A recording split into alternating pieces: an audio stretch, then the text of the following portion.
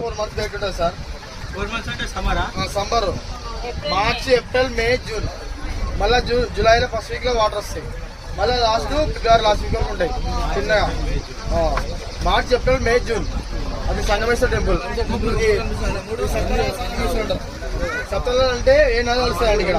కృష్ణ, వేణి, తుంగ, భద్ర, భవమర్ వెళ్ళదు sir. ఇవరికి last icon bridge అవును మేడం.